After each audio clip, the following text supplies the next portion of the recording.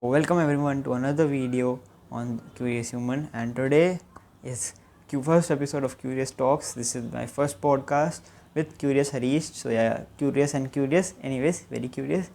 So yeah, this video is originally planned to be in August, and I'm very sorry because this video is recorded in August and is being uploaded in October. And yeah, so a few things about Harish is a very nice person first of all, and yeah, he has about 60,000 subscribers on YouTube, and he has a very valuable content library, so you must check him out.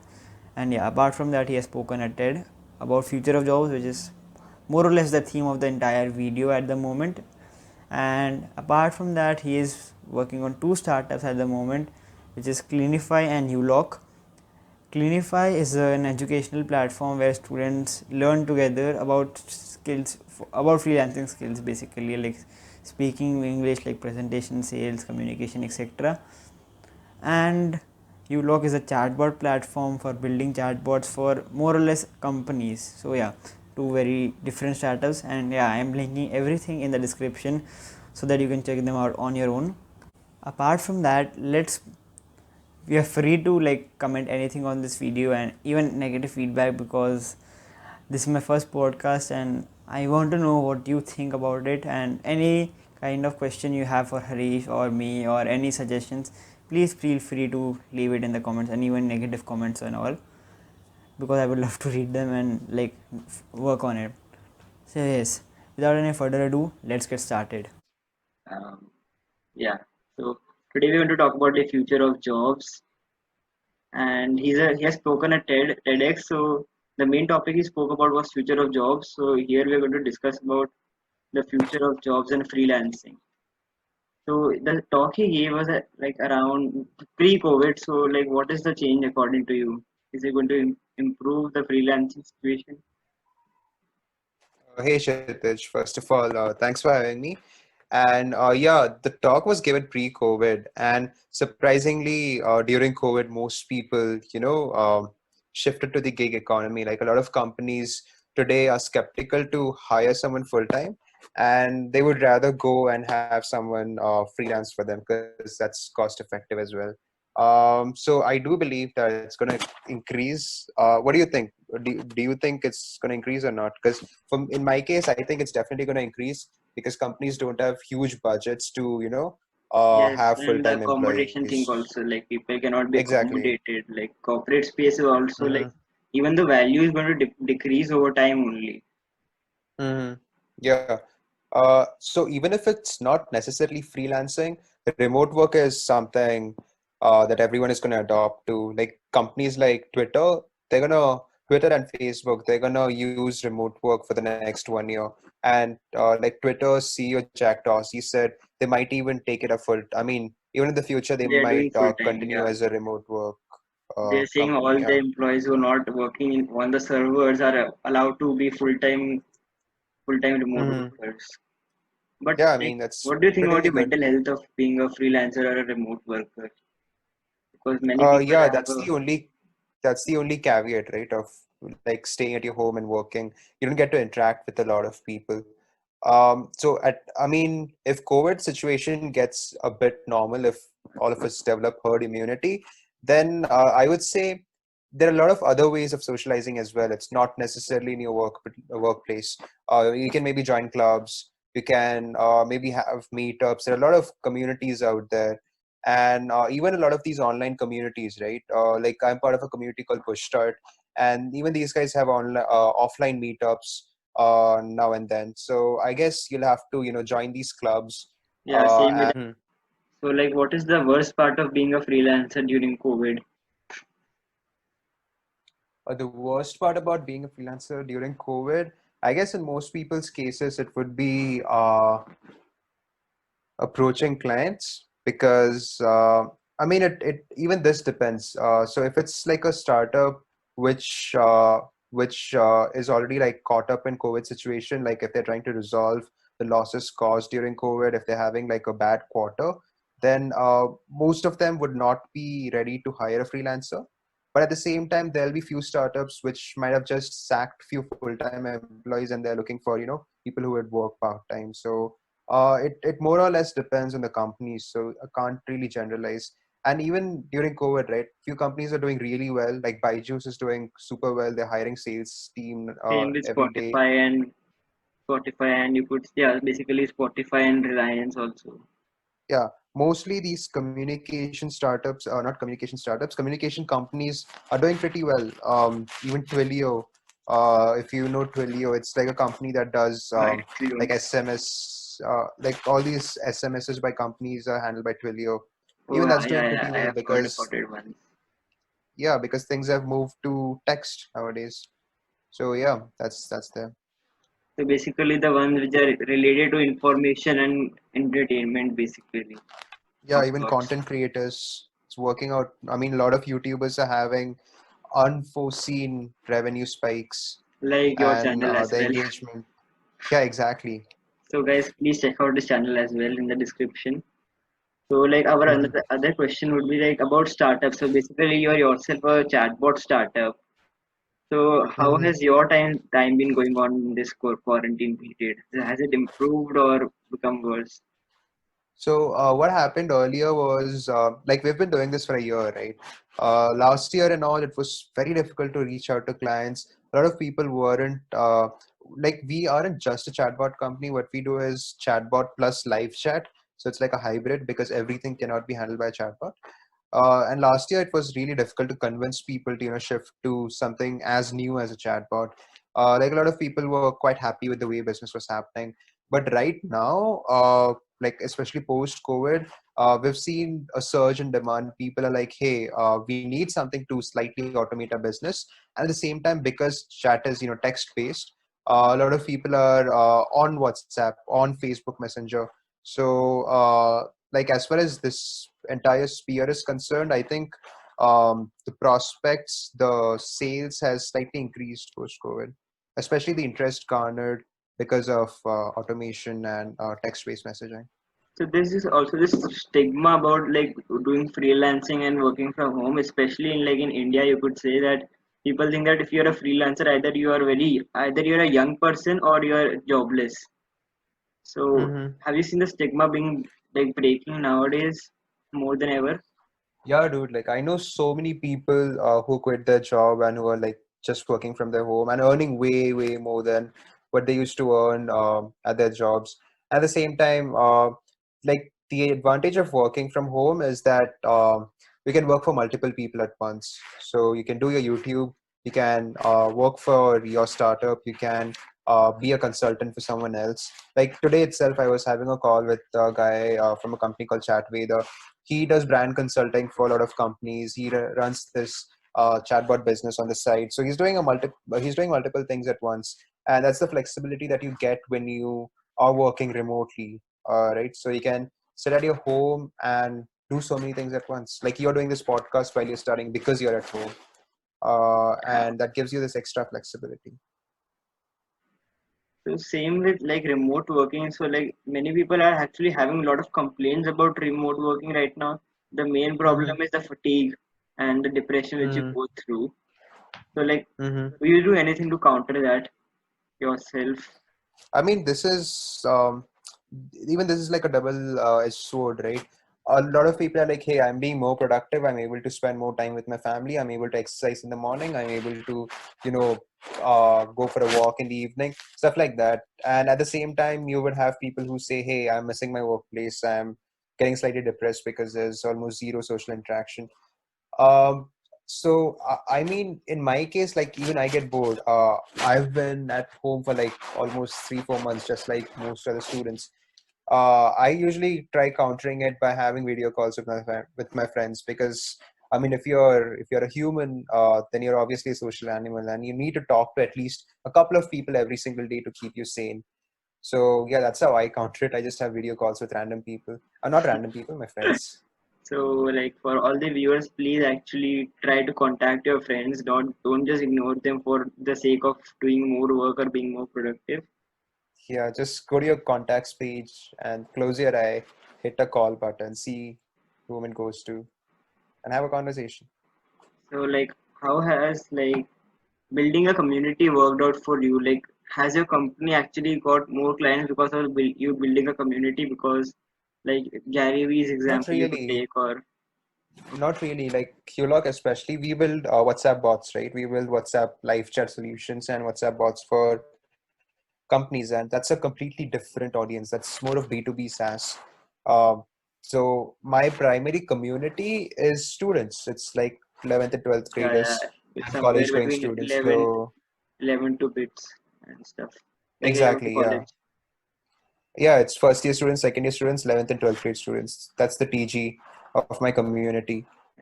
So yeah, I mean, I don't think there's been any change in the way we operate over there.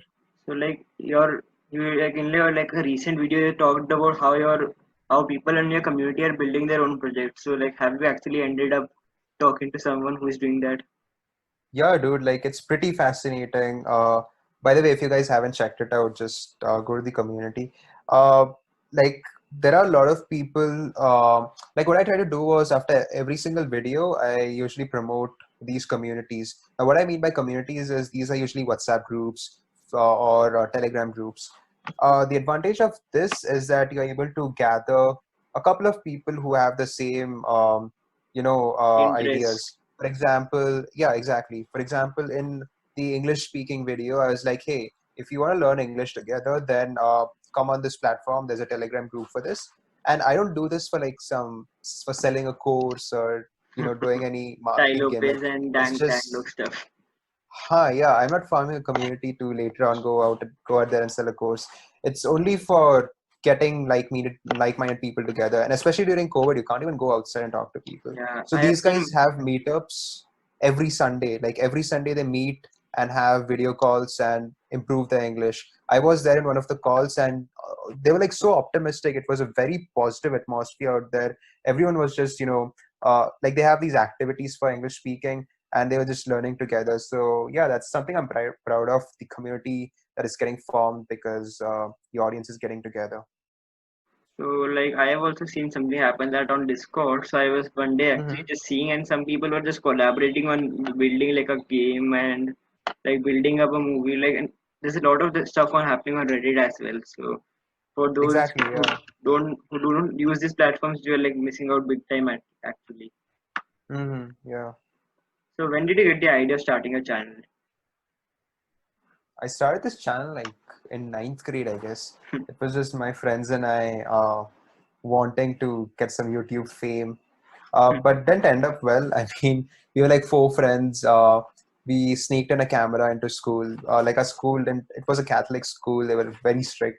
They didn't allow us to like bring in cameras and stuff. But still, we sneaked it in. We used to like film in the washroom and do funny skits. Now all of those videos are in private because I don't want to get defamed or sued I by someone. actually began with something like that. Like I used to make gaming videos like when I was in sixth grade, like 4 or 5 years Uh, ago. So yeah. like I used to make content like with my friends and stuff.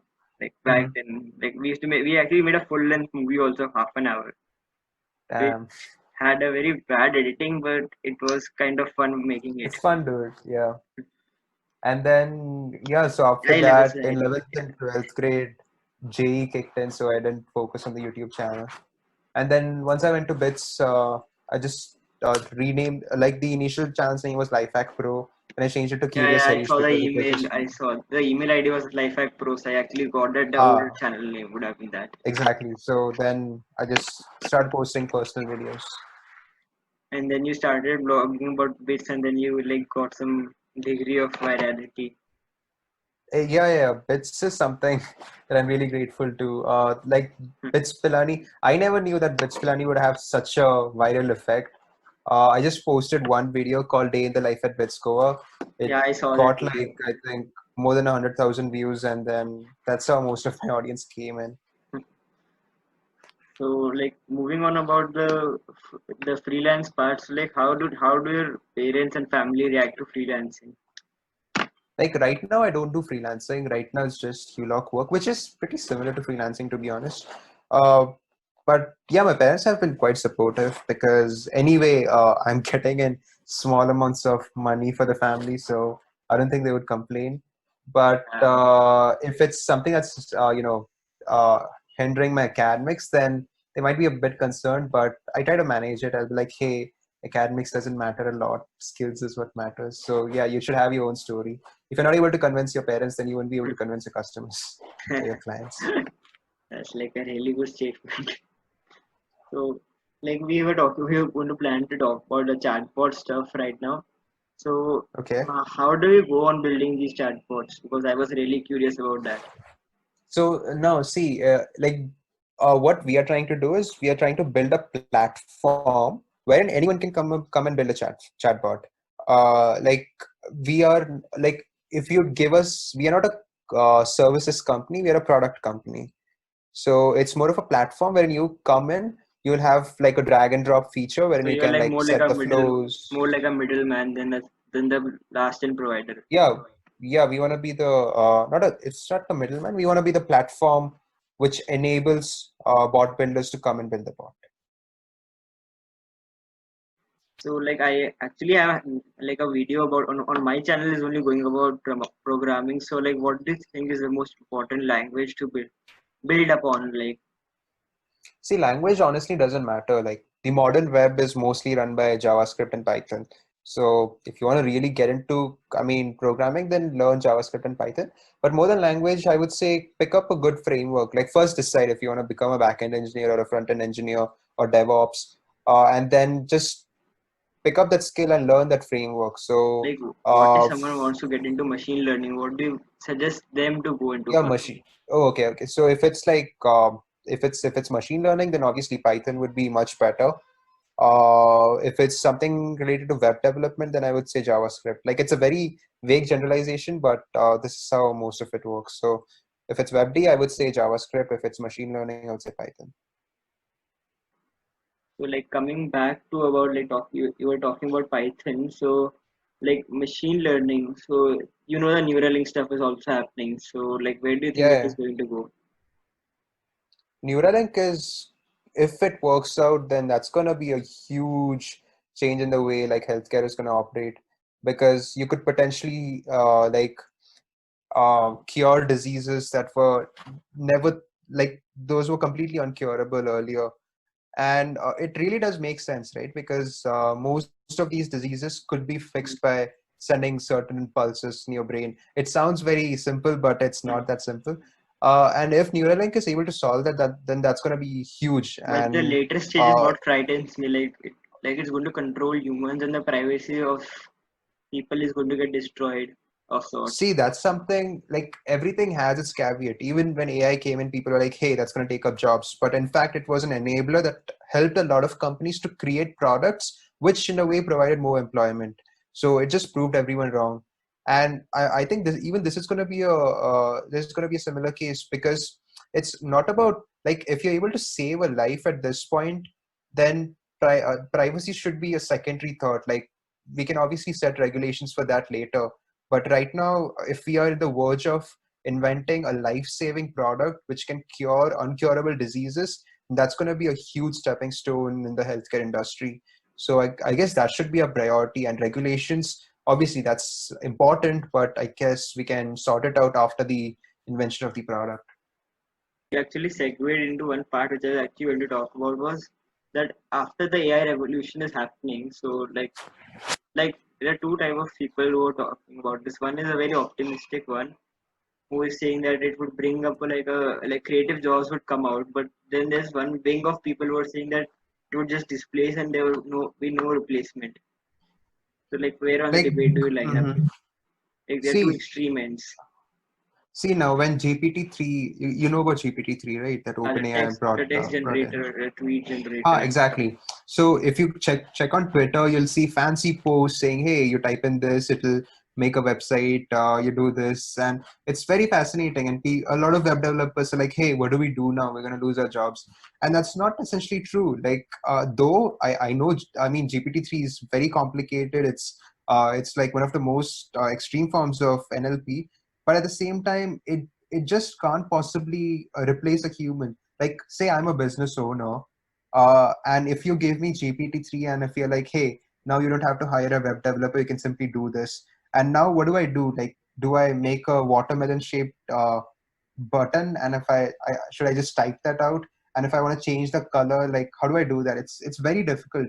I mean, though it's good for demo purposes, though it's good for like just starting out, but I don't think it's gonna like replace jobs, at least at this point.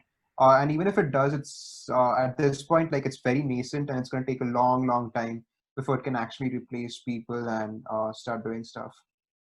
Actually was saying that if like overall like seeing down the line in 15-20 years, so like this required skills would be pretty different. And like if AI manager displace a lot of job like self like taxi drivers and stuff, so we are Hmm. humans are actually creative beings actually. So like where do you think would it like lead to in the long run? You just said humans are creative beings, and like Yeah, throughout, I mean, there's been industrialization wherein a lot of manual work was transformed into work that could be done by machines, which in itself was a revolution, which we even talk about today. And does that mean people just stop doing stuff? Does that mean people just stop innovating? No, right? It's an ever-going process, and it's all part of the game. So I think as humans, we are supposed to invent new stuff, and that's how you progress. And I don't think human development is ever going to stop, even if we develop some supreme AI sort of thing. but there's one problem with this idea is that like at that time we actually only used our physical powers during the time of industrial revolution, you could say. But then we Mm-hmm. actually realized that we had a skill called as mental power and cognitive ability. So Mm-hmm. like if at that time, so we came into the services sector and the tertiary sector was introduced. But we don't have Mm-hmm. any other force type of intellectual ability which we can use now, at least what we know. Mm-hmm. So Mm-hmm. this thing that it's not going to exactly keep the jobs which we have. So like if in long run taking a GPT-3 becomes like GPT-4 or 5, and Mm-hmm. it is able to do what we are seeing which web developers do right now, like seeing 20 or 50 years down the line. So what do you think will happen then? I guess, see, in that case, the job might become redundant. But at the same time, like there are a lot of other things happening as well. Like it's not just the web development field that's booming, right? Like there are a lot of other opportunities also out there which are coming as a byproduct of AI. For example, there are a lot of AI engineers today, right? And there are a lot of companies which are using AI as a tool to empower other industries. So we'll be developing a community or workforce around this entire field. So web developers might not necessarily code, but they might become web development consultants who use GPT-3 to help out their clients. So I think this is just going to create an entire new wave of like innovative businesses built around that technology, and not necessarily replace jobs, but create new types of jobs. So that's my prediction as yet. I mean, I'm not a huge prediction guy, but yeah, this is what I think might happen. So we can talk about how Mm-hmm. internet is a medium. Like many people are like very skeptical of internet and they think that only shady stuff happens on the internet and like it's not safe. So like what is your advice for them? Mhm. Like It is definitely. I'll give an example. Okay, so in our communities, I get a lot of complaints saying, "Hey, this guy's texting me, he's DMing me." So I mean, with so much accessibility, we always have the negatives. And what we as a community did was every time someone texts, like DMs people unsolicited, like if he sends unsolicited messages, then we simply ban them from a community. So we just try to reduce the negative effects, but of course internet has negatives.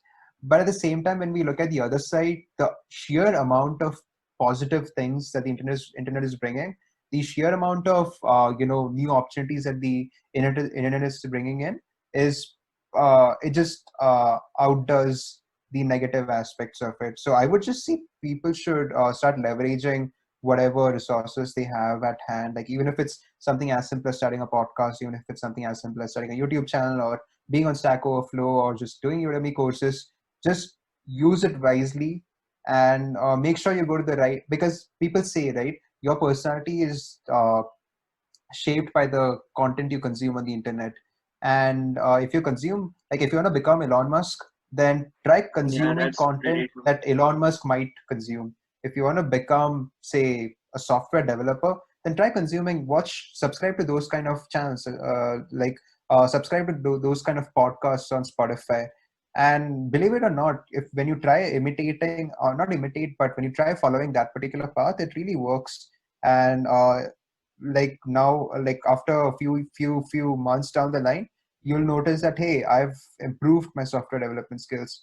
And that's how it works. So use the internet You said to about have a like really positive effect. taking Huh. inspiration and doing, but there's one more problem with that, I guess. Like Mhm. if you hear about like Gary Vee podcast, he actually like cites this. The main problem in that is that most people don't take much action after hearing like a podcast or watching like a video. Like people do No, not like no, work like on stuff after watching how it. I don't mean motivational videos. Like motivation is something that has to come intrinsically. Like you can No, not watch. motivation. Yeah. Like I mean, like Mm-hmm. people are giving some ideas about like how to work, but people Uh, take inspiration, but they don't work afterwards. I mean, uh like that's not my point actually. So what I mean is, if you want to say learn software development, then if you start, see, the thing is, the inspiration is going to be an enabler. Like it obviously, like watching a YouTube, a software developer is not going to make me a great software developer, but it's obviously an enabler, right? I come to know how exactly things work. I get a basic framework, and then I can move on with my journey. So it's like having at least something to complement my learning experience. I mean, that itself is not enough, but it obviously acts as a nice enabler. So even that tiny bit of inspiration does work. One more problem in internet comes with the privacy, you could say. So I So they mean, have yeah, dude, literally like just these advertisement mammoths just run on targeted ads. Like that's how they can sustain, right? And I don't think they're going to stop doing it, because as of now we don't have any solid legal things for groundwork. targeted. Yeah, like even though they have Congress hearings, even though they fine heavily, but I mean, I don't think that's going to change anytime soon. And uh, as long as there's no huge protest, nothing's going to happen, because these are the ones who control our lives every day. Like these 4 5 apps are the ones that control our lives every single day. Like um I mean, so even these guys have sort of achieved a monopoly over everyone else, and in some cases, even few governments. So yeah, as of now, I don't think anyone has been able to do anything about the targeted ads. Yeah, the ones who actually stand up are actually either silenced or sent to some other country. Yeah, unless there's a mass protest, I don't think So they could mass be protests happened, silenced. but actually they didn't even work. That too back in 2014. Oh, really? Yeah, the Yeah, dude. I Edward mean, Snowden one. months back at Bits, we had like a workshop on ethical hacking, wherein that guy made a phishing website of ICICI Bank with the same domain name that said ICICIbank.com, and he showed us how to do phishing essentially. And then we, like anyone can do that. So just make sure you don't get allured by those free iPhone links or some free stuff link and just click on it. How do you go from idea to your TED Talks name was whatever, however crazy the idea might be, just follow it, right? Am I right? Yeah. So like, how do you go from idea to implementation? I mean, like, how did Just you go start at small, least? dude. Just start small. Like, don't compare your first day with someone else's thousandth day. Just get started. So if it's YouTube, then uh, just get in front of the camera and post your first video instead of overthinking and being like, hey, should I comb my hair? Hey, is the lighting fine? Hey, is the editing software fine? Just don't care about that. Just start taking small baby steps, and eventually you'll keep improving. So it's all about that initial push, and no matter what activity it is. So I guess this is it. Yeah, man. I Great talking to you, dude. so like, thanks for watching everyone, and check out Harish's channel. Thank you everyone for watching.